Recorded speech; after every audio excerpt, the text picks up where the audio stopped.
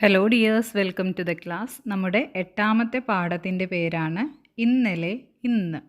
ഒരു കുട്ടി മുത്തച്ഛനോട് പറയാണ്, മുത്തച്ഛ, പണ്ട് എൻ്റെ സ്കൂൾ പനമ്പ് കൊണ്ട് മറച്ച ഓല ഷെഡായിരുന്നോ?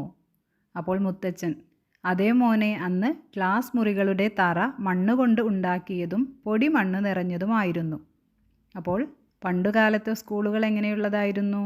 പനമ്പ് കൊണ്ട് മറച്ച്, അതുപോലെ തന്നെ മുറികളുടെ തറ മണ്ണുകൊണ്ട് ഉണ്ടാക്കിയതും പൊടി മണ്ണ് നിറഞ്ഞതുമായിരുന്നു. എൻ്റെ വിദ്യാലയം.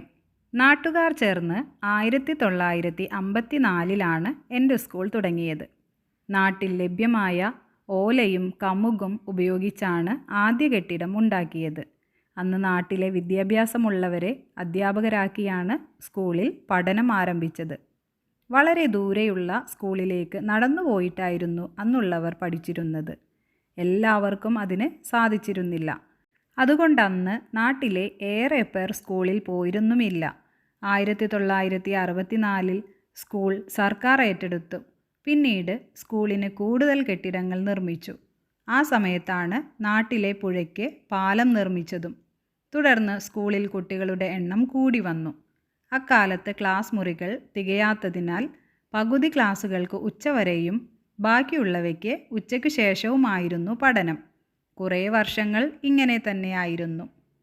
വിദ്യാലയ ചരിത്രം എഴുതുന്നതിന് സഹായിച്ചത് അധ്യാപകർ, മുതിർന്നവർ, ward member, school magazine, school രേഖകൾ.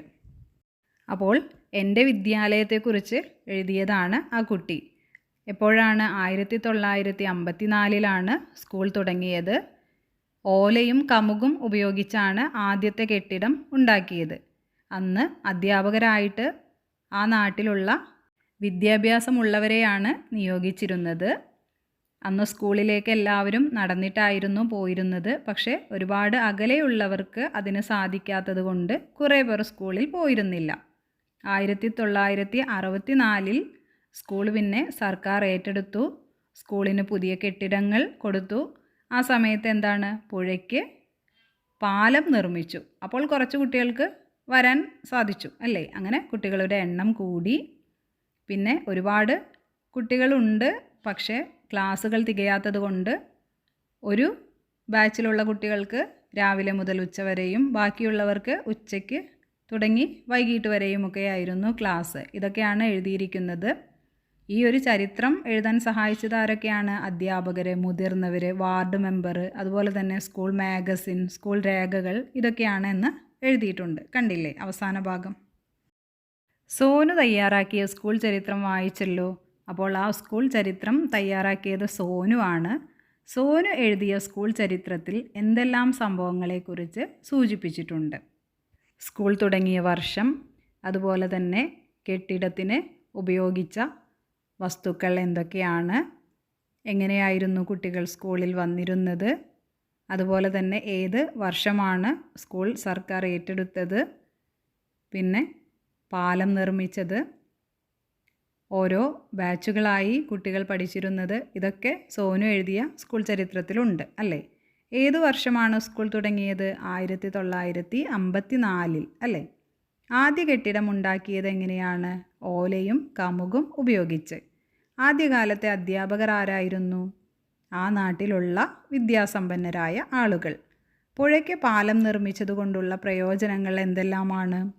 കൂടുതൽ കുട്ടികൾ സ്കൂളിലേക്ക് വരാനായിട്ട് തുടങ്ങി. മറ്റൊരു ചോദ്യം ഉണ്ടാക്കാം. ക്ലാസ് സമയം എങ്ങനെയായിരുന്നു? എന്തുകൊണ്ട്?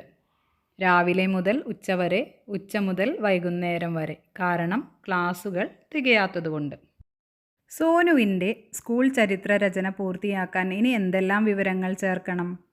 സ്കൂളിൻ്റെ തുടർന്നുള്ള വികസനം, സ്കൂളിൻ്റെ ഇപ്പോഴുള്ള സവിശേഷതകൾ, നാട്ടിലെ മാറ്റങ്ങൾ, സമൂഹത്തോടുള്ള സ്കൂളിൻ്റെ സംഭാവന, സ്കൂളിൻ്റെ നേട്ടങ്ങൾ, അധ്യാപകർ, വിദ്യാർത്ഥികൾ, നാട്ടുകാർ എന്നിവരുടെ സ്കൂളിൻ്റെ വളർച്ചയിലുള്ള പങ്ക്, നിലവിൽ സ്കൂളിൻ്റെ പ്രാധാന്യം, സ്കൂളിൻ്റെ തുടർ പുരോഗതികളെക്കുറിച്ചുള്ള പ്രതീക്ഷകളും പദ്ധതികളും.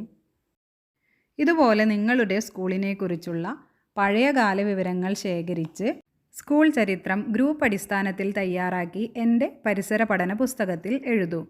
അപ്പോൾ നിങ്ങളുടെ സ്കൂളിൻ്റെയും ചരിത്രം കണ്ടുപിടിച്ച് ഇതുപോലെ പരിസര പഠന പുസ്തകത്തിൽ എഴുതാനാണ് പറഞ്ഞിരിക്കുന്നത്. സ്കൂളിൻ്റെ വികസനം നാടിൻ്റെയും. അന്നത്തെ സ്കൂൾ കണ്ടില്ലേ, ഓലമേഞ്ഞ സ്കൂളാണ്. പക്ഷേ ഇന്നത്തെ സ്കൂൾ നോക്കൂ, നല്ല കെട്ടുറപ്പുള്ള കോൺക്രീറ്റ് കെട്ടിടങ്ങളാണ് ഉള്ളത്. അതുപോലെ തന്നെ മുറ്റമൊക്കെ വളരെ ഭംഗിയാക്കിയിട്ടുണ്ട്, കണ്ടില്ലേ. സ്കൂളുകൾക്ക് ഇന്നുണ്ടായിട്ടുള്ള മാറ്റങ്ങൾ എന്തൊക്കെയാണ്? കോൺക്രീറ്റ് കെട്ടിടം, ആധുനിക സംവിധാനങ്ങളുള്ള ക്ലാസ് മുറികൾ, കുടിവെള്ള സൗകര്യങ്ങൾ, ജൈവ വൈവിധ്യ ഉദ്യാനം, നല്ല പാചകപ്പുര, വാഹന സൗകര്യം, കളിയുപകരണങ്ങൾ, കമ്പ്യൂട്ടർ, ഇൻ്റർനെറ്റ്, പോഷകസമൃദ്ധമായ പ്രഭാത ഭക്ഷണം, ഉച്ചഭക്ഷണം, ലൈബ്രറി, ലാബ്, കളിസ്ഥലം, പരിസരമൂല, ഗണിതമൂല ഇതൊക്കെയാണ്. നാട്ടിലെ സ്കൂളുകൾക്ക് മാത്രമാണോ ഇതുപോലെയുള്ള മാറ്റം ഉണ്ടായിട്ടുള്ളത്? പണ്ടുകാലത്തെ വീടുകളിൽ നിന്ന് ഇപ്പോഴത്തെ വീടുകൾക്കുള്ള മാറ്റങ്ങൾ നിരീക്ഷിക്കൂ. കണ്ടില്ലേ, ആദ്യത്തേത് ഓലമേഞ്ഞ വീടാണ്, രണ്ടാമത്തേത് കോൺക്രീറ്റ് ഇട്ട വീട് അല്ലേ? എന്തൊക്കെ സൗകര്യങ്ങളാണ് ഇന്നത്തെ വീടിനുള്ളതെന്ന് എഴുതൂ. ഉറപ്പുള്ള ഭിത്തികൾ സിമൻറ്റും ഇഷ്ടികയും ഉപയോഗിച്ച് പണിയുന്നു. കോൺക്രീറ്റ് മേൽക്കൂര വീടിന് മുകളിൽ വാർക്കുന്നതിനാൽ നല്ല ഉറപ്പുണ്ടാകും. അറ്റാച്ച്ഡ് ബാത്റൂം, മുറിക്കുള്ളിൽ തന്നെ ബാത്റൂം സൗകര്യമുണ്ടാകും. മോഡുലാർ കിച്ചൺ, സാധനങ്ങൾ അടുക്കി വയ്ക്കാൻ സൗകര്യമുള്ള ആധുനിക അടുക്കള. ടൈൽ പാകിയ തറ, തറയിൽ ടൈൽസ് ഇടുന്നതുകൊണ്ട് വൃത്തിയാക്കാൻ എളുപ്പമാണ്. ഫാനും എ.സിയും, ചൂട് കുറയ്ക്കാനും ഫാനും എയർ കണ്ടീഷണറും ഉപയോഗിക്കുന്നു. സ്മാർട്ട് ലൈറ്റുകൾ, ഫോൺ ഉപയോഗിച്ച് ലൈറ്റും ഫാനും നിയന്ത്രിക്കാം. ഇൻ്റർലോക്ക് മുറ്റം, മുറ്റത്ത് ടൈലുകൾ പാകുന്നതിനാൽ ചെളി ഉണ്ടാവില്ല. നമ്മുടെ പ്രധാന റോഡുകൾ ശ്രദ്ധിച്ചിട്ടില്ലേ? അവ എത്ര വീതിയിലും ഉറപ്പിലുമാണ് നിർമ്മിച്ചിരിക്കുന്നത്. ഇന്നത്തേതുപോലുള്ള റോഡുകൾ പണ്ടുണ്ടായിരുന്നോ? ഇല്ല അല്ലേ? നമ്മുടെ ഇപ്പോഴുള്ള റോഡുകൾ വളരെ വീതിയിലും അതുപോലെ തന്നെ ഉറപ്പിലുമാണ് നിർമ്മിച്ചിരിക്കുന്നത്. എന്നാൽ പഴയ റോഡുകൾ ഇതുപോലെയുണ്ടായിരുന്നില്ല. ചിത്രങ്ങൾ നിരീക്ഷിച്ച് പഴയകാലത്തെ വഴികളും പുതിയ റോഡുകളും തമ്മിലുള്ള വ്യത്യാസം തിരിച്ചറിയൂ. ആദ്യത്തെ ചിത്രം നോക്കൂ, വയൽ വരമ്പിലൂടെയാണ് വഴിയുള്ളത്. പിന്നെയുള്ളത് ഇടവഴിയാണ്, മണ്ണിട്ട ഒരു വഴിയാണ് അല്ലേ? എന്നാൽ മൂന്നാമത്തെ ചിത്രത്തിലുള്ളതോ ടാറിട്ട നല്ല വീതിയും ഉറപ്പുമുള്ള ഒരു റോഡാണ് കാണുന്നത്. പഴയകാലത്തെ വഴികളേക്കാൾ ഇന്നത്തെ റോഡുകൾക്ക് എന്തെല്ലാം വ്യത്യാസങ്ങളുണ്ട്? നല്ല വീതി, കൂടുതൽ വാഹനങ്ങൾക്ക് പോകാൻ സൗകര്യമുണ്ടാക്കും. ടാർ അല്ലെങ്കിൽ കോൺക്രീറ്റ്, റോഡ് നിരപ്പുള്ളതും കുഴികളില്ലാത്തതുമായിരിക്കും. വേഗത്തിൽ യാത്ര ചെയ്യാം, കുറഞ്ഞ സമയം കൊണ്ട് ദൂരസ്ഥലങ്ങളിലെത്താം. വെള്ളക്കെട്ടില്ല, മഴവെള്ളം ഒഴുകിപ്പോകാൻ റോഡരികിൽ ഓടകളുണ്ടാകും. ലൈറ്റുകൾ, രാത്രി യാത്രയ്ക്ക് റോഡരികിൽ വിളക്കുകൾ ഉണ്ടാകും. സിഗ്നലുകൾ, വഴി അറിയാൻ ബോർഡുകളും വണ്ടി നിർത്താൻ സിഗ്നലുകളും ഉണ്ടാകും. നടപ്പാത, ആളുകൾക്ക് നടക്കാൻ വശങ്ങളിൽ പ്രത്യേക സ്ഥലമുണ്ടാകും. പണ്ടുകാലത്ത് ജനങ്ങൾ സഞ്ചരിച്ചിരുന്നത് ഇടവഴിയിലൂടെയും വയൽ വരമ്പുകളിലൂടെയും ഒക്കെയായിരുന്നു. അന്നത്തെ വാഹനങ്ങളായ കുതിരവണ്ടിയും കാളവണ്ടിയും സഞ്ചരിച്ചിരുന്നത് മൺപാതകളിലൂടെയായിരുന്നു. അപ്പോൾ പണ്ടുകാലത്തെ ആളുകൾ എങ്ങനെയൊക്കെയാണ് സഞ്ചരിച്ചിരുന്നത്? ഇടവഴിയിലൂടെയും അതുപോലെ തന്നെ വയൽ വരമ്പുകളിലൂടെയും ഒക്കെയായിരുന്നു. പിന്നീട് അന്ന് കുതിരവണ്ടിയും കാളവണ്ടിയും ഒക്കെയാണ് അല്ലേ, അത് സഞ്ചരിച്ചിരുന്നത് മൺപാതകളിലൂടെ ആയിരുന്നു. കണ്ടില്ലേ താഴെ കൊടുത്തിട്ടുള്ളത് ചിത്രം. പണ്ടത്തെ റോഡുകളെല്ലാം ഇന്ന് 4 വരി പാതകളും 6 വരി പാതകളുമായി മാറിക്കൊണ്ടിരിക്കുന്നു. അപ്പോൾ പണ്ടത്തെ റോഡുകളെല്ലാം ഇപ്പോൾ നല്ല വീതിയുള്ള 4 വരി പാതകളും അതുപോലെ തന്നെ 6 വരി പാതകളുമായി മാറിക്കൊണ്ടിരിക്കുന്നു. ഒരുപാട് വാഹനങ്ങൾക്ക് ഒരേ സമയം തന്നെ കടന്നു പോകാം. ചിത്രം നോക്കൂ, പല്ലക്ക്, ആളുകൾ തോളിൽ ചുമക്കണം. ഒരാൾക്ക് യാത്ര ചെയ്യാൻ അയാൾ പല്ലക്കിൽ കയറിയിരിക്കും, ബാക്കിയുള്ളവർ അത് ചുമന്ന് കൊണ്ടുപോകും. അടുത്തത് വള്ളം തുഴഞ്ഞു നീങ്ങുന്നു. പിന്നെ പായ്ക്കപ്പൽ, കാറ്റുകൊണ്ട് സഞ്ചരിക്കുന്നു പായ്ക്കപ്പൽ. ഇനി സൈക്കിൾ റിക്ഷ, ആളുകൾ കയറിയിരുന്നാൽ റിക്ഷാക്കാരൻ ചവിട്ടുന്നു.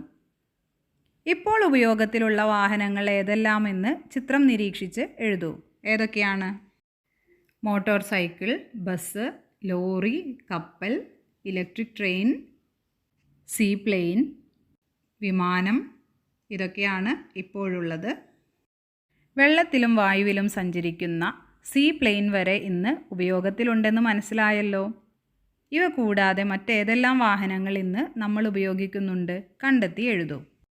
Helicopter, autorickshaw, car. താഴെ പറയുന്ന വാഹനങ്ങളുടെ സഞ്ചാരപാതയും ഉപയോഗവും കണ്ടെത്തി പട്ടിക പൂർത്തിയാക്കൂ. അപ്പോൾ വാഹനങ്ങൾ തന്നിട്ടുണ്ട്, അതിൻ്റെ സഞ്ചാരമാർഗം അതുപോലെ തന്നെ ഉപയോഗം എഴുതാനാണ് പറഞ്ഞിരിക്കുന്നത്. അപ്പോൾ ആദ്യം തന്നിരിക്കുന്നത് കാറാണ് അല്ലേ. സഞ്ചാരമാർഗം എന്ന് പറയുന്നത് റോഡ്, യാത്ര ചെയ്യാൻ ഉപയോഗിക്കുന്നു. അതുപോലെ തന്നെ ലോറി സഞ്ചാരമാർഗം റോഡാണ്, ചരക്ക് കൊണ്ടുപോകാൻ. ഇനി വിമാനം സഞ്ചാരമാർഗം എന്ന് പറയുന്നത് ആകാശമാണ്, ഉപയോഗം യാത്ര ചെയ്യാൻ. ബസ് റോഡ്, ഒരേ സമയം ഒട്ടേറെ ആളുകൾക്ക് യാത്ര ചെയ്യാൻ. ട്രെയിൻ റെയിൽപാത, കുറഞ്ഞ ചിലവിൽ വലിയ ദൂരത്തേക്ക് ആളുകൾക്കും ചരക്കുകൾക്കും സഞ്ചരിക്കാൻ. കപ്പൽ കടലിലൂടെ വിദേശ രാജ്യങ്ങളിലേക്ക് വലിയ അളവിൽ ചരക്കുകൾ കടത്താൻ.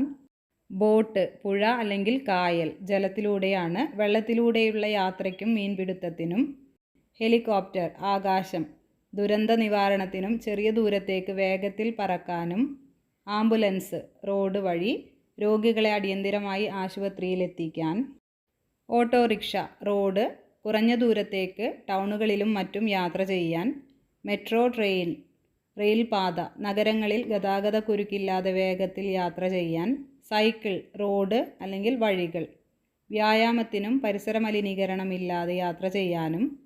ഫയർ എഞ്ചിൻ റോഡ് മാർഗം തീപിടുത്തമുണ്ടാകുമ്പോൾ അണയ്ക്കാൻ.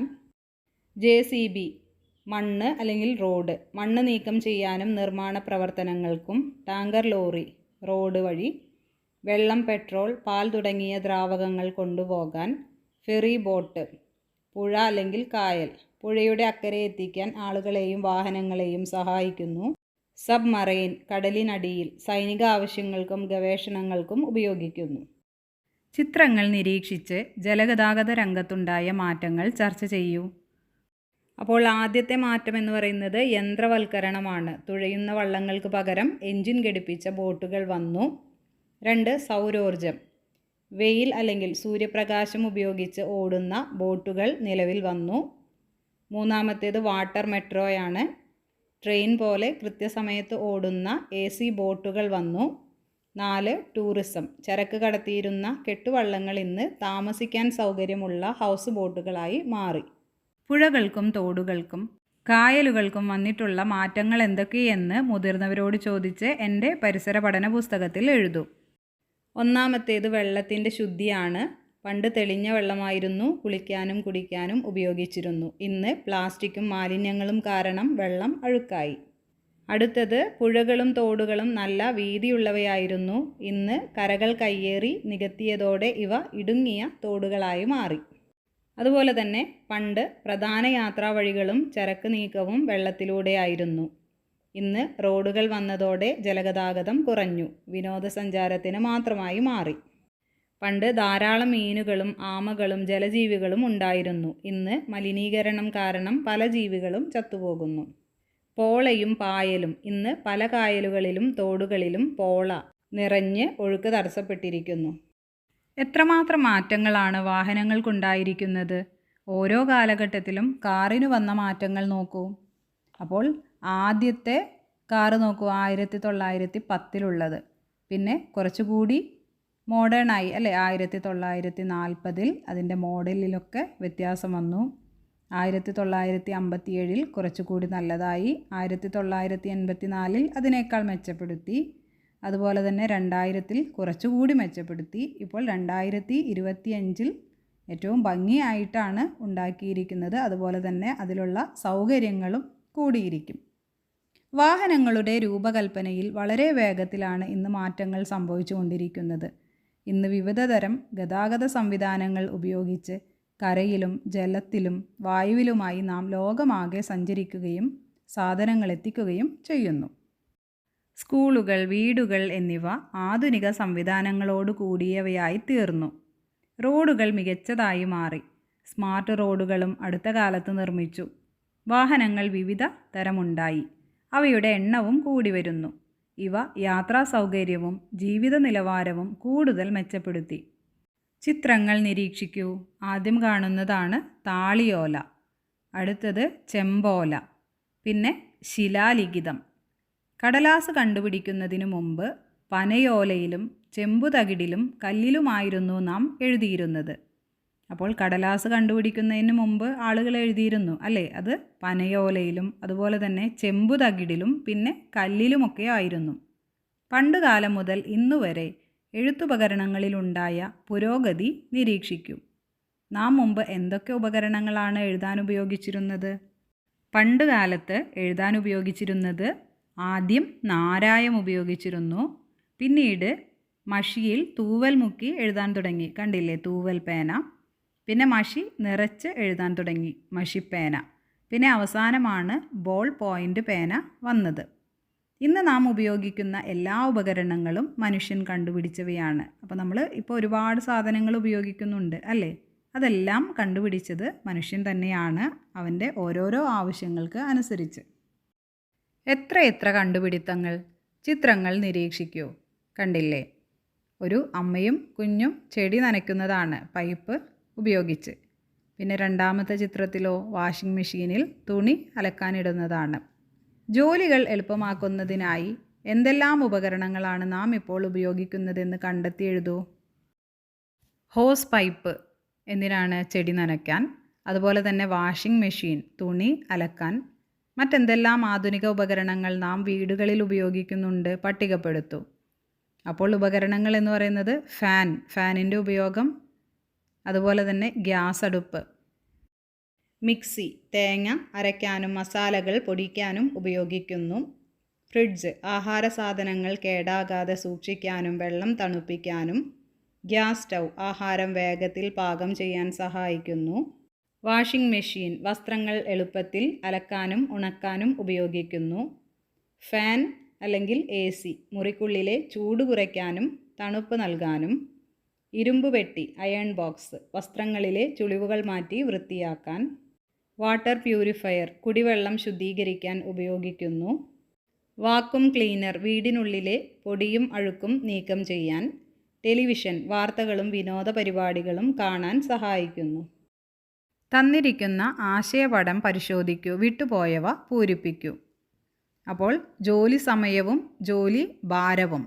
ആദ്യത്തേത് മനുഷ്യൻ കാളകളെ ഉപയോഗിച്ച് നിലം ഉഴുന്നതാണ്. അത് ജോലി ഭാരവും അതുപോലെ തന്നെ ജോലി സമയവും കൂടുതലാണ്. എന്നാൽ ട്രാക്ടർ ഉപയോഗിച്ച് ഉഴുന്നതോ ജോലി സമയവും ഭാരവും കുറവാണ്. രണ്ടാമത്തെ ചിത്രത്തിൽ ആട്ടുകല്ലാണ്, അത് കൂടുതലാണ് അല്ലേ? ജോലി സമയവും അതുപോലെ തന്നെ ജോലി ഭാരവും കൂടുതലാണ്. എന്നാൽ മിക്സി ഉപയോഗിച്ച് അരയ്ക്കുന്നത് സമയവും അതുപോലെ തന്നെ ജോലി ഭാരവും കുറവാണ്. പിന്നെ അടുത്ത ചിത്രത്തിൽ കാണുന്നത് ഒരാൾ ഭാരമുള്ള എന്തോ ഇങ്ങനെ ഉന്തി കൊടുക്കുന്നതാണ് അല്ലേ? അത് നമുക്ക് ജോലി ഭാരവും അതുപോലെ തന്നെ സമയവും കൂടുതലാണ്. എന്നാൽ ഒരു ലോറിയിൽ സാധനങ്ങൾ കയറ്റിക്കൊണ്ടു പോകുന്നതോ ജോലി സമയവും അതുപോലെ തന്നെ ജോലി ഭാരവും കുറവാണ്. കൂടുതൽ ഉദാഹരണങ്ങൾ കണ്ടെത്തി എഴുതൂ. നിങ്ങൾക്ക് പരിചിതമായ ഉപകരണങ്ങൾ പട്ടികപ്പെടുത്തൂ. അവ നമുക്ക് എന്തൊക്കെ സൗകര്യങ്ങളാണ് തരുന്നത്? ചർച്ച ചെയ്ത് എഴുതൂ. അപ്പോൾ നമുക്കറിയുന്ന ചില ഉപകരണങ്ങളും അതിൻ്റെ ഉപയോഗവും സൗകര്യവും ഒക്കെയാണ് എഴുതാൻ പറഞ്ഞിരിക്കുന്നത്. മോട്ടോർ പമ്പ് നമുക്ക് വെള്ളം ഒരിടത്തു നിന്ന് മറ്റൊരിടത്തേക്ക് എളുപ്പത്തിലും വേഗത്തിലും എത്തിക്കാം. അതൊരു സൗകര്യമാണ് അല്ലേ? റോബോട്ട് കഠിനമായ ജോലികൾ എളുപ്പമാക്കുന്നു. സ്മാർട്ട് ഫോൺ ലോകത്തെ വിരൽത്തുമ്പിലെത്തിക്കുന്നു. ഡിഷ് വാഷർ പാത്രങ്ങൾ തനിയെ വൃത്തിയാക്കാൻ സഹായിക്കുന്നു. പണ്ട് നമ്മൾ പാത്രം കഴുകുന്നതിനു പകരം ഡിഷ് വാഷറിലിട്ടാൽ മതി. റോബോട്ടിക് വാക്വം ക്ലീനർ തറയിലെ അഴുക്കും പൊടിയും തനിയെ വൃത്തിയാക്കുന്നു. സ്മാർട്ട് സ്പീക്കറുകൾ അലക്സയോ ഗൂഗിൾ ഹോമോ പോലുള്ളവ വഴി പാട്ടുകൾ കേൾക്കാനും വീട്ടുപകരണങ്ങൾ നിയന്ത്രിക്കാനും സാധിക്കും. ഒരു കാലത്ത് മനുഷ്യരോ മൃഗങ്ങളോ ചെയ്തിരുന്ന ജോലികൾ ഇപ്പോൾ യന്ത്രങ്ങൾ ചെയ്യുന്നു. പുതിയ കണ്ടുപിടുത്തങ്ങൾ ജോലിഭാരം കുറയ്ക്കാനും സമയം ലാഭിക്കാനും സഹായിക്കുന്നു. അപ്പോൾ പണ്ടുകാലത്ത് മനുഷ്യരും അതുപോലെ തന്നെ മൃഗങ്ങളുമൊക്കെ കഷ്ടപ്പെട്ട് ചെയ്തിരുന്ന ജോലികളിപ്പോൾ യന്ത്രങ്ങളാണ് ചെയ്യുന്നത്. അതുകൊണ്ട് തന്നെ നമുക്ക് ജോലിഭാരം കുറയ്ക്കാനും അതുപോലെ തന്നെ സമയം ലാഭിക്കാനും സഹായിക്കുന്നു. നിങ്ങൾ ബസ്സിൽ യാത്ര ചെയ്തിട്ടുള്ളവരാണല്ലോ. ബസ് നിർമ്മിക്കുന്നത് വലിയ ഫാക്ടറികളിലാണ്. ഫാക്ടറിയിൽ പലതരം ജോലികൾ ചെയ്യുന്ന തൊഴിലാളികളുണ്ട്. ബസ്സുമായി ബന്ധപ്പെട്ട് എന്തെല്ലാം തൊഴിലുകളാണുള്ളത്? ചിത്രം നിരീക്ഷിച്ചെഴുതൂ. ആദ്യത്തെ ചിത്രം എന്ന് പറയുന്നത് ബസ് ഉണ്ടാക്കുന്ന ഫാക്ടറിയാണ്. രണ്ടാമത്തേത് ബസ്സിന് എന്തെങ്കിലും തകരാറ് വന്നാൽ അത് നന്നാക്കുന്ന മെക്കാനിക് വർക്കാണ്. മൂന്നാമത്തേത് ഡ്രൈവറാണ്. നാലാമത്തേത് എയർ ചെക്ക് ചെയ്യുന്നതാണ്, അല്ലേ, ടയറിൽ എയർ ഉണ്ടോ എന്ന് നോക്കുന്നതാണ്. അടുത്തത് പമ്പ് ജീവനക്കാരൻ. ഇതൊക്കെയാണ്. ഉപകരണങ്ങളും യന്ത്രങ്ങളും നിർമ്മിക്കുന്നതിനും ഉപയോഗക്ഷമതമാക്കുന്നതിനും നിരവധി ആളുകളുടെ സേവനം ആവശ്യമാണ്. അപ്പോൾ മനുഷ്യരും മൃഗങ്ങളും ചെയ്യുന്ന ജോലികൾ യന്ത്രങ്ങൾ ചെയ്യുന്നു എന്ന് പറഞ്ഞു. പക്ഷേ ഈ യന്ത്രങ്ങൾ ഉണ്ടാക്കുന്നതും അതുപോലെ തന്നെ അതിനെ പ്രവർത്തിപ്പിക്കുന്നതും അതിനെന്തെങ്കിലും കേടുപാടുകൾ വന്നാൽ നന്നാക്കുന്നതും എല്ലാം മനുഷ്യർ തന്നെയാണ്. ബസ്സുമായി ബന്ധപ്പെട്ട ഇനിയും ജോലികളില്ലേ? അപ്പോൾ ഇത് മാത്രമല്ല ബസ്സുമായി ബന്ധപ്പെട്ട ജോലികൾ, അല്ലേ? അപ്പോൾ അതൊന്ന് കണ്ടുപിടിച്ച് എഴുതാം. സീറ്റ് ഫിറ്റർ യാത്രക്കാർക്ക് ഇരിക്കാനുള്ള സീറ്റുകൾ നിർമ്മിച്ച് ഘടിപ്പിക്കുന്നു. ഗ്ലാസ് ഫിറ്റർ ജനാലകളിലും മുൻഭാഗത്തും ഗ്ലാസുകൾ ഉറപ്പിക്കുന്നു. ക്വാളിറ്റി ഇൻസ്പെക്ടർ ബസ് സുരക്ഷിതമാണോ എന്ന് പരിശോധിക്കുന്നു. ഓട്ടോമൊബൈൽ എഞ്ചിനീയർ ബസ്സിൻ്റെ രൂപരേഖയും എഞ്ചിൻ പ്ലാനും തയ്യാറാക്കുന്നു. വെൽഡർ ബസ്സിൻ്റെ ഇരുമ്പ് ചട്ടക്കൂടുകൾ കൂട്ടിയോജിപ്പിക്കുന്നു. ഡ്രൈവർ ബസ് സുരക്ഷിതമായി ഓടിക്കുകയും യാത്രക്കാരെ എത്തിക്കുകയും ചെയ്യുന്നു. കണ്ടക്ടർ ടിക്കറ്റുകൾ നൽകുകയും യാത്രക്കാർക്ക് സഹായം നൽകുകയും ചെയ്യുന്നു. മെക്കാനിക് എഞ്ചിൻ തകരാറുകൾ പരിഹരിക്കുകയും ബസ് നന്നാക്കുകയും ചെയ്യുന്നു. ബോഡി ബിൽഡർ ബസ്സിൻ്റെ പുറംഭാഗത്തെ മറയ്ക്കാനുള്ള ഷീറ്റുകൾ ഘടിപ്പിക്കുന്നു. പെയിൻറ്റർ ബസ്സിന് നിറം നൽകുകയും ഡിസൈനുകൾ വരയ്ക്കുകയും ചെയ്യുന്നു. ഇലക്ട്രീഷ്യൻ ലൈറ്റുകൾ, വൈപ്പർ, മ്യൂസിക് സിസ്റ്റം എന്നിവയുടെ വയറിംഗ് ചെയ്യുന്നു.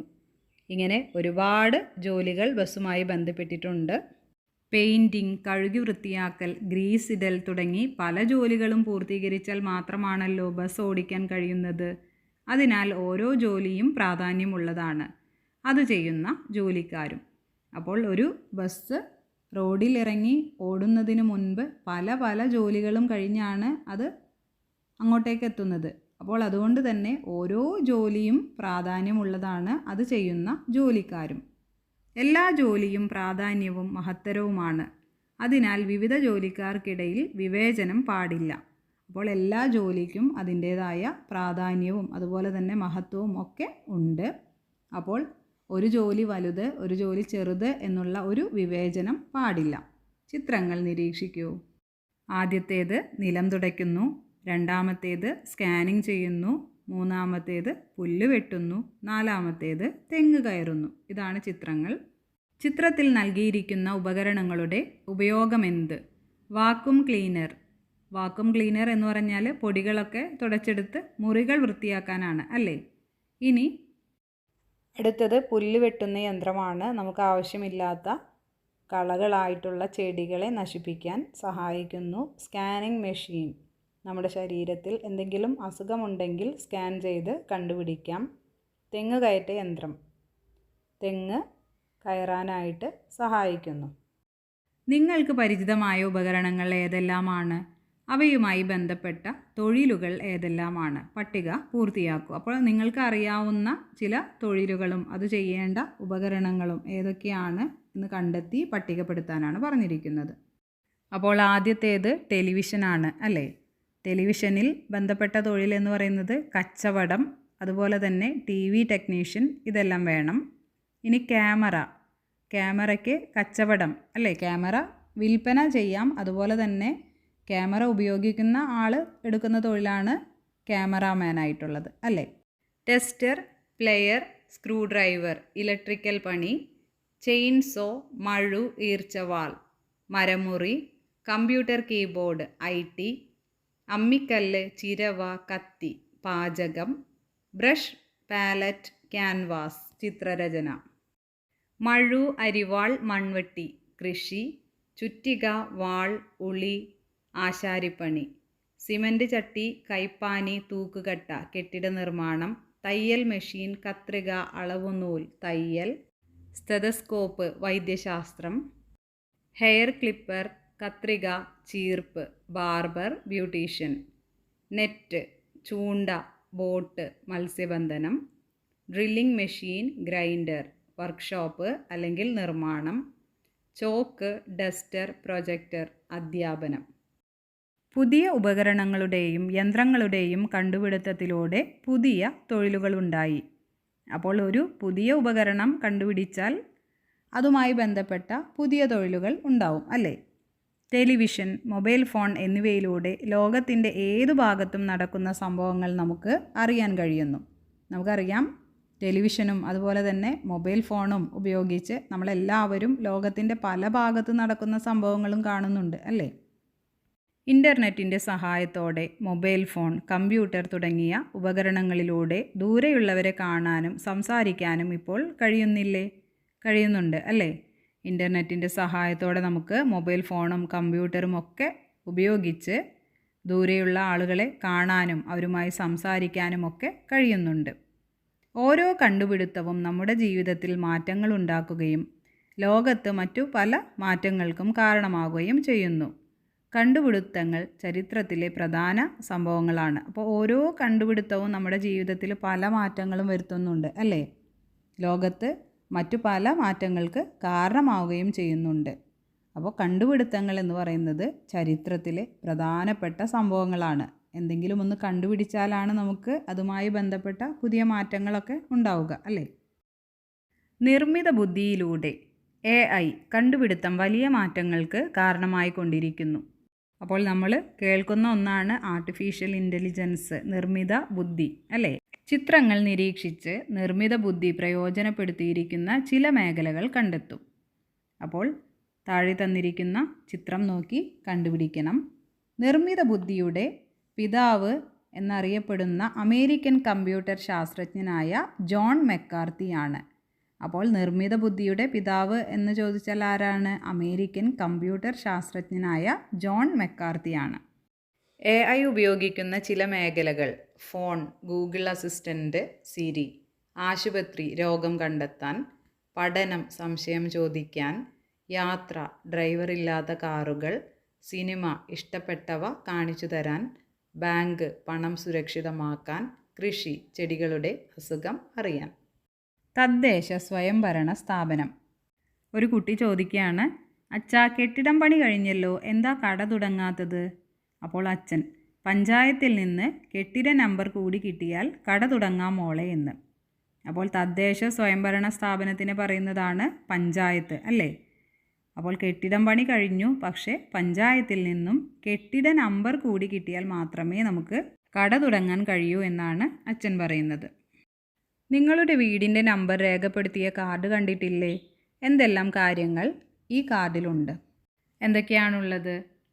ഏത് പഞ്ചായത്താണ്, അല്ലെങ്കിൽ നഗരസഭയാണ്, അല്ലെങ്കിൽ ഏത് കോർപ്പറേഷനാണ് എന്നുള്ളതുണ്ടാകും. അതുപോലെ തന്നെ വാർഡ് നമ്പർ ഉണ്ടാകും, കെട്ടിട നമ്പർ ഉണ്ടായിരിക്കും, കണ്ടില്ലേ? പിന്നെ വർഷം കൊടുത്തിട്ടുണ്ട്. എൻ്റെ പഞ്ചായത്ത്, മുനിസിപ്പാലിറ്റി, നഗരസഭ, മുനിസിപ്പൽ കോർപ്പറേഷൻ. നിങ്ങളുടേത് പഞ്ചായത്താണോ, മുനിസിപ്പാലിറ്റി ആണോ, കോർപ്പറേഷൻ ആണോ, അതിൻ്റെ പേര് എഴുതണം. അതുപോലെ തന്നെ വാർഡ് നമ്പർ, വീട്ടു നമ്പർ നിങ്ങളുടേതാണ് എഴുതേണ്ടത്. ഇതുപോലെ നിങ്ങളുടെ കൂട്ടുകാരുടെ വിവരങ്ങൾ ശേഖരിച്ച് പട്ടിക പൂർത്തിയാക്കൂ. അപ്പോൾ ആദ്യത്തേത് നിങ്ങളുടേത് എഴുതണം അല്ലേ?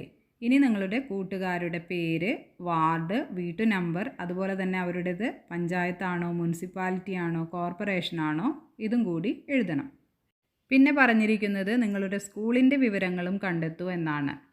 എൻ്റെ സ്കൂൾ സ്ഥിതി ചെയ്യുന്ന പഞ്ചായത്ത് അല്ലെങ്കിൽ മുനിസിപ്പാലിറ്റി അല്ലെങ്കിൽ മുനിസിപ്പൽ കോർപ്പറേഷൻ. അപ്പോൾ അതാണ് എഴുതേണ്ടത്.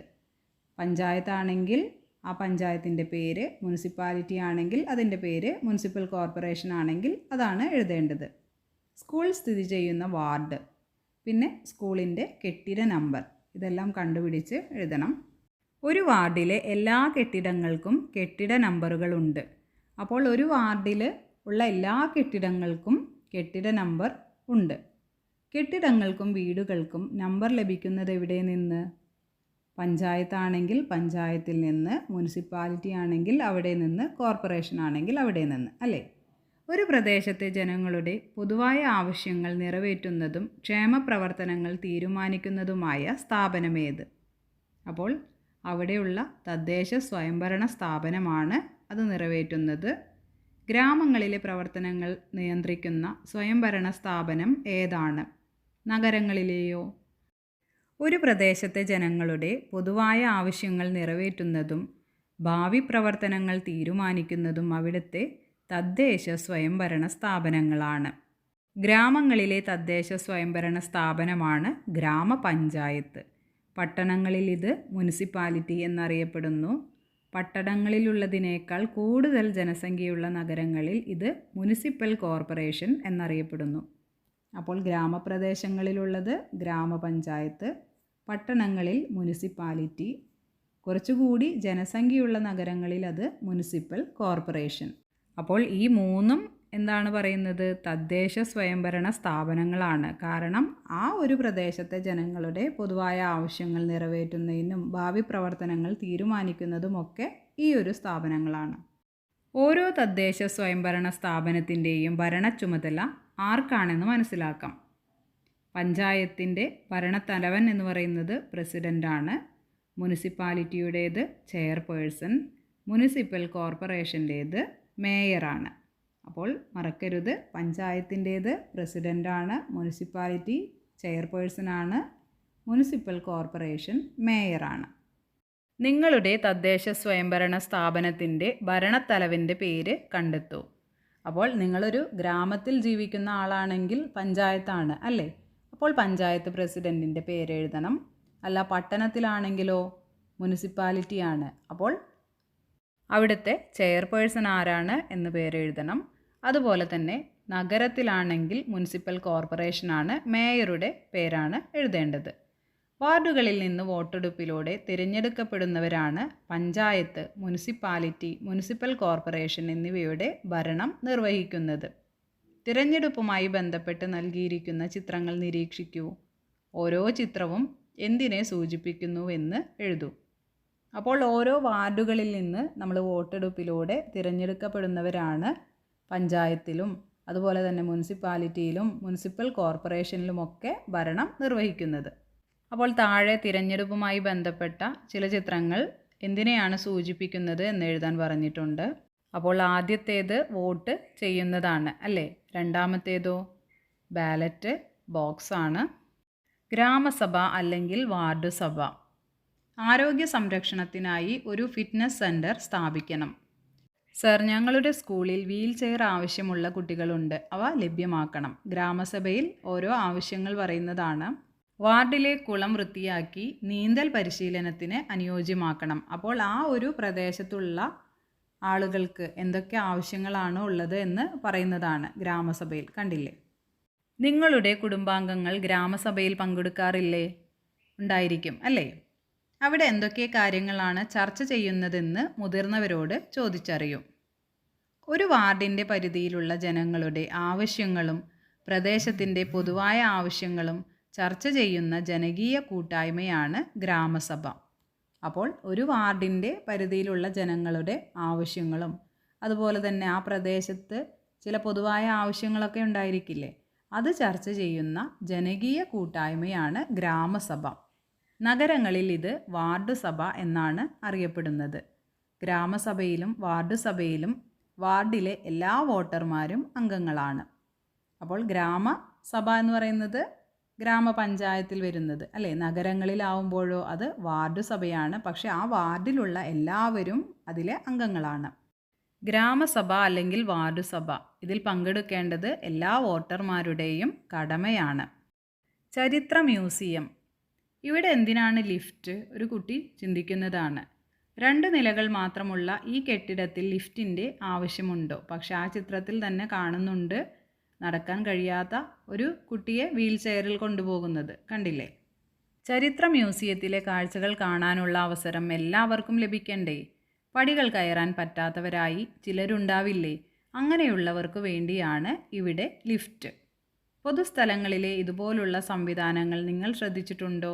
എല്ലാ പൊതുസ്ഥലങ്ങളും ഭിന്നശേഷി സൗഹൃദമാക്കേണ്ടതുണ്ട്. അപ്പോൾ 2 നില കെട്ടിടം മാത്രമാണെങ്കിലും ലിഫ്റ്റിൻ്റെ ആവശ്യം വരുന്നത് എന്തുകൊണ്ടാണ്? പടി കയറാൻ കഴിയാത്ത ചിലരുണ്ടാവും അല്ലേ? അപ്പോൾ അവർക്കും അതൊക്കെ കാണാനുള്ള ഒരു അവസരമാണ് ലിഫ്റ്റ് വയ്ക്കുന്നതിലൂടെ ഉണ്ടാകുന്നത്. ഇനി പൊതുസ്ഥലങ്ങളിൽ ഇതുപോലുള്ള സംവിധാനങ്ങൾ നിങ്ങൾ ശ്രദ്ധിച്ചിട്ടുണ്ടോ എന്നാണ് ചോദിക്കുന്നത്. അതുപോലെ തന്നെ എല്ലാ പൊതുസ്ഥലങ്ങളും ഭിന്നശേഷി സൗഹൃദമാക്കേണ്ടതുണ്ട്. അതിനു കാരണം ഇതുപോലെ തന്നെ കയറാൻ കഴിയാത്തതും എന്തെങ്കിലും ബുദ്ധിമുട്ടുകളുള്ളവർക്കും ഇങ്ങനെയുള്ള കാര്യങ്ങളൊക്കെ അനുഭവിക്കാനുള്ള ഒരവസരം നമ്മൾ കൊടുക്കേണ്ടതുണ്ട്, അല്ലേ? ഭിന്നശേഷിയുള്ളവർക്ക് തുല്യ അവസരം ലഭിക്കാൻ ലിഫ്റ്റ്, റാമ്പ് ആൻഡ് റെയിൽ, പ്രത്യേക ശുചിമുറി തുടങ്ങിയ സൗകര്യങ്ങൾ സ്കൂളുകളിലും പൊതുസ്ഥലങ്ങളിലും ആവശ്യമാണ്. അപ്പോൾ ഭിന്നശേഷിയുള്ളവർക്ക് നമ്മളെപ്പോലെ തന്നെ അവസരം ലഭിക്കാനായിട്ട് ലിഫ്റ്റ്, അതുപോലെ തന്നെ റാമ്പ് ആൻഡ് റെയിൽ, പ്രത്യേകം ശുചിമുറി ഇതെല്ലാം എല്ലാ സ്കൂളുകളിലും അതുപോലെ തന്നെ പൊതുസ്ഥലങ്ങളിലും സജ്ജമാക്കേണ്ടതുണ്ട്. പഞ്ചായത്ത് കാര്യാലയത്തിനടുത്തുള്ള ചരിത്ര മ്യൂസിയം നിങ്ങൾ ശ്രദ്ധിച്ചോ? ഒരു ചരിത്ര മ്യൂസിയത്തിൽ എന്തെല്ലാമാണ് കാണാൻ കഴിയുന്നത്? പഴയകാല വീട്ടുപകരണങ്ങൾ, സംഗീതോപകരണങ്ങൾ, പണ്ടുപയോഗിച്ചിരുന്ന ആഭരണങ്ങൾ, വസ്ത്രങ്ങൾ, പണ്ടത്തെ നാണയങ്ങൾ, ആയുധങ്ങൾ, സമരചരിത്രങ്ങളുടെ ചിത്രങ്ങൾ, വിവരങ്ങൾ, കൽപ്രതിമകൾ, താളിയോലകൾ. ഒരു നാടിൻ്റെ ചരിത്രം മനസ്സിലാക്കുന്നതിന് ഇതുപോലുള്ള മ്യൂസിയങ്ങൾ സഹായിക്കുന്നു. ചിത്രം നിരീക്ഷിക്കൂ. ബ്രിട്ടീഷുകാർക്കെതിരെ നമ്മുടെ രാജ്യത്ത് നടന്ന ഒരു പ്രധാന സമരവുമായി ബന്ധപ്പെട്ട ചിത്രമാണിത്. ചിത്രത്തിൽ കാണുന്നത് ദണ്ഡി മാർച്ചാണ്. അതിനെ ഉപ്പ് സത്യാഗ്രഹം എന്നും പറയും. മഹാത്മാഗാന്ധിയാണ് നയിച്ചത്. സ്വാതന്ത്ര്യ സമരത്തിൽ പങ്കെടുക്കുന്നതിൻ്റെ ഭാഗമായി നിരവധി ആളുകൾക്ക് ബ്രിട്ടീഷുകാരിൽ നിന്ന് മർദ്ദനങ്ങൾ ഏറ്റുവാങ്ങേണ്ടി വന്നിട്ടുണ്ട്. ചിലർക്ക് ജീവൻ നഷ്ടപ്പെട്ടിട്ടുണ്ട്. ഇക്കാര്യങ്ങൾ നമ്മൾ നേരത്തെ പഠിച്ചത് ഓർക്കുമല്ലോ. അപ്പോൾ ആ ചിത്രത്തിൽ ഗാന്ധിജിയുണ്ട്, അല്ലേ? സ്വാതന്ത്ര്യ സമരത്തിൽ പങ്കെടുക്കുന്നതിൻ്റെ ഭാഗമായിട്ട് നിരവധി ആളുകൾക്ക് ബ്രിട്ടീഷുകാരിൽ നിന്ന് മർദ്ദനങ്ങൾ ലഭിച്ചിട്ടുണ്ട്. നിങ്ങളുടെ നാട്ടിൽ ഇത്തരം സംഭവങ്ങൾ ഉണ്ടായിട്ടുണ്ടോ? മുതിർന്നവരോട് ചോദിച്ചറിയൂ. കോവിഡ് കാലഘട്ടങ്ങളിൽ നാടും നഗരവും അടച്ചിട്ടിരുന്നത് ഓർമ്മയില്ലേ? എല്ലാവർക്കും ഓർമ്മയുണ്ടായിരിക്കും, അല്ലേ? ഈ കോവിഡ് കാരണം സ്കൂളിൽ പോകാനും കഴിയുന്നില്ല. അന്ന് സ്കൂളുകളും അടവായിരുന്നു, അല്ലേ? നിങ്ങൾക്കൊന്നും സ്കൂളിൽ പോകാൻ കഴിഞ്ഞിരുന്നില്ല, അല്ലേ? ഇത്തരം രോഗങ്ങൾ പണ്ടുമുണ്ടായിരുന്നു. കോവിഡ് പോലുള്ള മഹാമാരികൾ പണ്ടുകാലത്തും ഉണ്ടായിട്ടുണ്ട്. കോളറ, പ്ലേഗ്, വസൂരി എന്നിവ ബാധിച്ച് ധാരാളം പേർ മരണമടഞ്ഞിട്ടുണ്ട്. അപ്പോൾ കോവിഡ് പോലുള്ള പണ്ടുണ്ടായിരുന്ന മഹാമാരികൾ എന്ന് പറയുന്നത് കോളറ, പ്ലേഗ്, വസൂരി ഇതൊക്കെയാണ്. ഇതുപോലെയുള്ള മഹാമാരികളും സമരങ്ങളും കണ്ടുപിടുത്തങ്ങളും നാട്ടിലുണ്ടായിട്ടുള്ള ദുരന്തങ്ങളും മാറ്റങ്ങളുമൊക്കെ നാടിൻ്റെ ചരിത്രത്തിൻ്റെ ഭാഗമാണ്. അപ്പോൾ ഒരു നാട്ടിൽ ഉണ്ടായിട്ടുള്ള പല കാര്യങ്ങളും കുറച്ച് കഴിഞ്ഞാൽ ആ നാടിൻ്റെ ചരിത്രം പറയുമ്പോൾ അതിൻ്റെ ഭാഗമായിരിക്കും.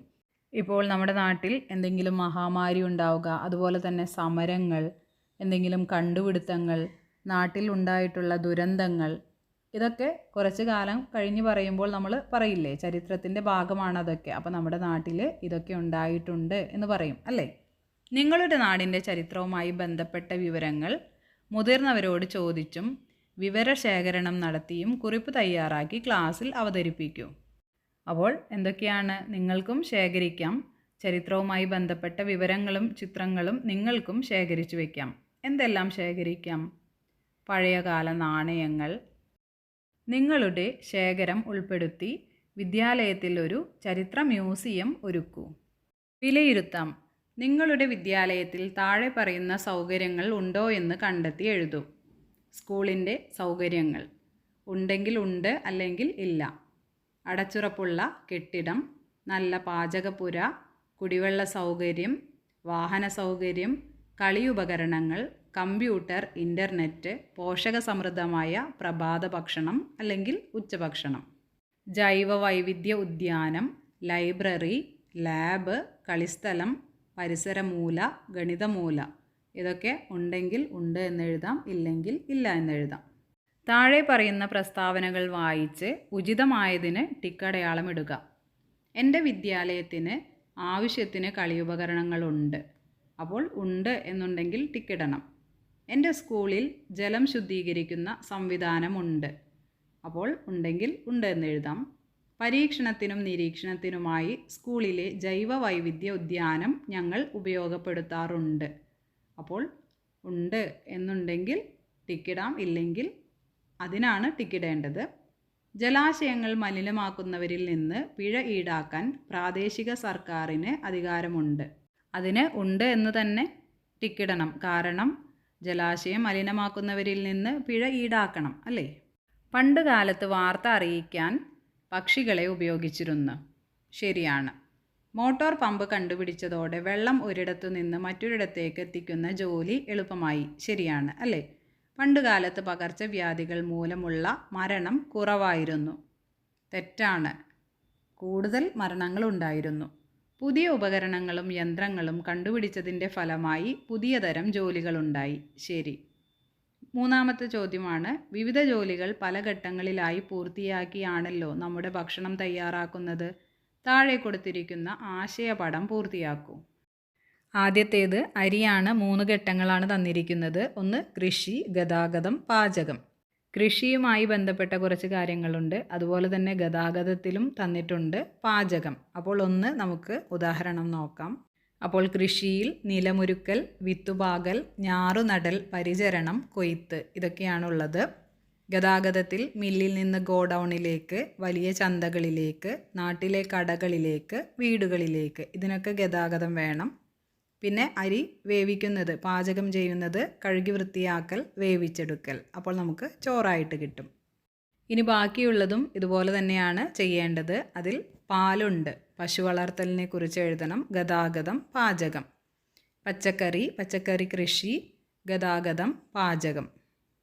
അതുപോലെ തന്നെ മുട്ട, അതിൽ കോഴി വളർത്തലുണ്ട്, ഗതാഗതം, പാചകം. കണ്ടുപിടുത്തം, ഉപകരണം അല്ലെങ്കിൽ വാഹനം ഇതിനെ പറ്റിയാണ് പറയുന്നത്. അതുകൊണ്ടുള്ള പ്രയോജനങ്ങളാണ് എഴുതേണ്ടത്. ട്രെയിൻ, കൂടുതൽ പേർക്ക് യാത്ര ചെയ്യാം, വലിയ അളവിൽ ചരക്ക് കയറ്റാം. വിമാനം വളരെ ദൂരെയുള്ള സ്ഥലങ്ങളിലേക്ക് ഏറ്റവും വേഗത്തിൽ യാത്ര ചെയ്യാൻ സഹായിക്കുന്നു. പ്രതിരോധ മരുന്ന് രോഗങ്ങൾ വരാതെ ശരീരത്തിന് സുരക്ഷ നൽകുന്നു. റെഫ്രിജറേറ്റർ ഭക്ഷണ സാധനങ്ങൾ കേടുകൂടാതെ ദീർഘകാലം സൂക്ഷിക്കുന്നു. ചൂടാറാപ്പെട്ടി ആഹാരവും വെള്ളവും ചൂടുമാറാതെ സൂക്ഷിക്കുന്നു. ഇൻ്റർനെറ്റ് ലോകത്തെ ഏത് വിവരവും വിരൽത്തുമ്പിൽ എത്തിക്കുന്നു. തുടർ പ്രവർത്തനങ്ങൾ. നിങ്ങളുടെ നാട്ടിലെ വിദ്യാലയങ്ങൾക്കും റോഡുകൾക്കും കെട്ടിടങ്ങൾക്കും എന്തെല്ലാം മാറ്റങ്ങളാണ് ഉണ്ടായതെന്ന് മുതിർന്നവരോട് ചോദിച്ചെഴുതൂ. രണ്ടാമത്തേത്, നിങ്ങളുടെ വിദ്യാലയം സ്ഥിതി ചെയ്യുന്ന പഞ്ചായത്ത് ഓഫീസ് അല്ലെങ്കിൽ നഗരസഭാ കാര്യാലയം സന്ദർശിച്ച് അവിടെ നടക്കുന്ന പ്രവർത്തനങ്ങൾ ഉദ്യോഗസ്ഥരോട് ചോദിച്ചു മനസ്സിലാക്കൂ. ഇനി മൂന്നാമത്തേത്, ഇന്നത്തെ ഉപകരണങ്ങൾക്ക് കുറച്ചു കാലം കഴിയുമ്പോൾ എന്തൊക്കെ പരിഷ്കാരങ്ങൾ ഉണ്ടാകും. ഇനി സ്കൂൾ ബാഗ് ഏതാനും വർഷങ്ങൾ കഴിയുമ്പോൾ എന്തെല്ലാം മാറ്റങ്ങളോടെയാവും നിർമ്മിക്കുക. നിങ്ങളുടെ ഭാവന രേഖപ്പെടുത്തൂ. അപ്പോൾ എല്ലാവരും ഇതെല്ലാം ചെയ്തു നോക്കണം. മറ്റൊരു ക്ലാസ്സിൽ വീണ്ടും കാണാം. താങ്ക്